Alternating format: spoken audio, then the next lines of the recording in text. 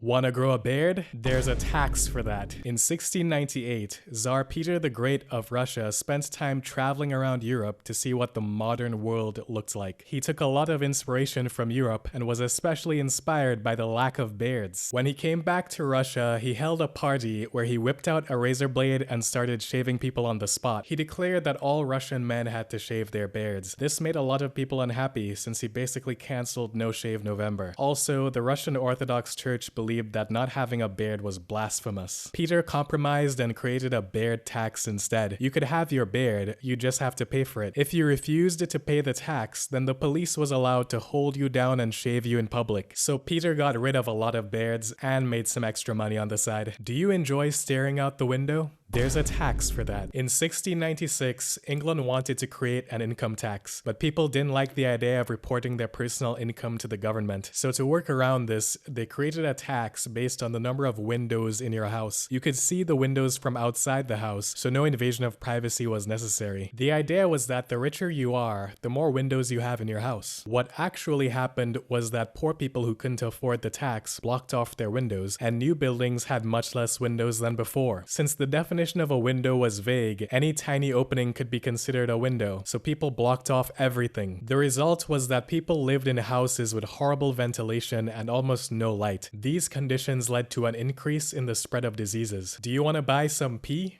There's a tax for that. Hold up, why would anyone want to buy pee? In ancient Rome, urine was a very valuable liquid. Urine could be broken down into ammonia, which was used for doing laundry, whitening teeth, and making leather. Public bathrooms would have pots for people to piss in. Enterprising entrepreneurs would then collect the pee from these pots and sell it for a nice profit. Around 70 AD, Emperor Vespasian instituted a tax on the urine trade, so anyone buying urine had to pay the tax. His son Titus thought this was kind of gross, so Vespasian held the tax money up to his nose and asked if it smelt bad. When Titus said no, Vespasian replied, "Yet it comes from urine. Do you like hats?"